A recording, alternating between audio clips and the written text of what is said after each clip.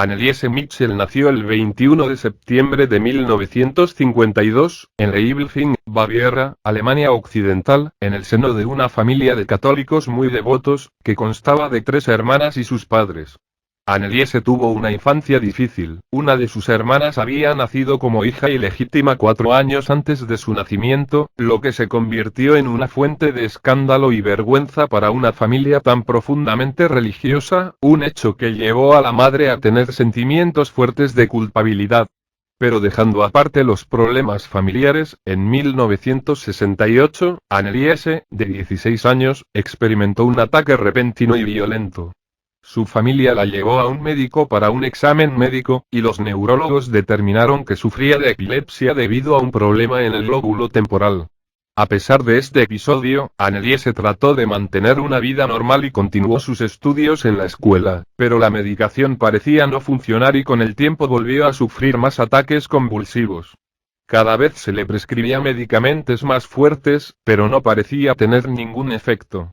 Su carácter fue cambiando, dando paso a un comportamiento suicida, lo que la llevó a ser ingresada en un hospital psiquiátrico para su tratamiento.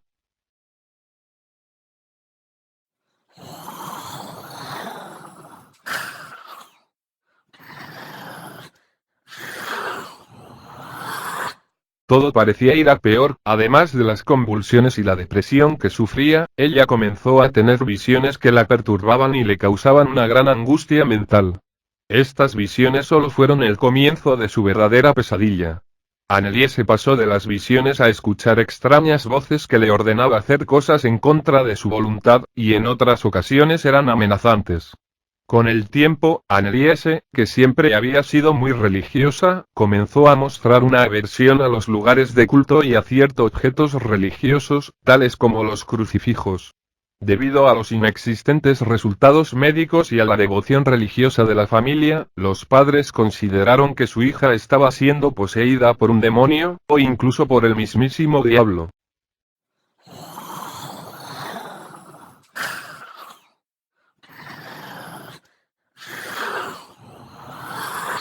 El exorcismo comenzó oficialmente el 24 de septiembre de 1975. Sin duda, cuando los 2 sacerdotes llegaron a las puertas de la casa de Anneliese eran completamente conscientes de que este día iba a marcar el comienzo de unos 10 meses de aterradora odisea que terminaría finalmente con la muerte de Anneliese. El exorcismo. Poco después de que comenzara el ritual, los sacerdotes se dieron cuenta que la situación era mucho peor de lo que creían en un principio, ya que Anneliese no estaba poseída por un solo espíritu, habían otros muchos más con los nombres de Judas, Nerón, Hitler, Caín, Lucifer, entre otros. Durante los exorcismos, Anneliese pasó a un estado donde ella se infligía daño físico a sí misma a través de la autoflagelación. Muy pronto se hizo evidente que los exorcismos estaban causando un daño peor de lo esperado.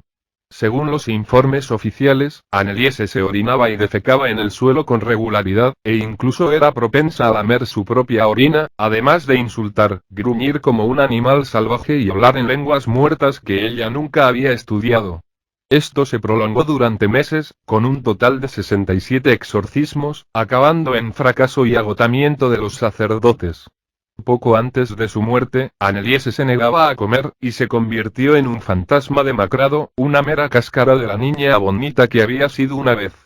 El 1 de julio de 1976, después de 10 meses de exorcismos fallidos, Anneliese falleció en su casa. En el momento de la muerte, ella pesaba apenas 30 kilos. La autopsia realizada posteriormente determinó que la causa de la muerte había sido la desnutrición y la deshidratación, además de tener una grave neumonía. Si el video les gustó, por favor dale pulgar arriba y compártelo con tus amigos y allegados, eso me ayudaría mucho para continuar haciendo esto. Te ha hablado Blaudead y te deseo buenas noches.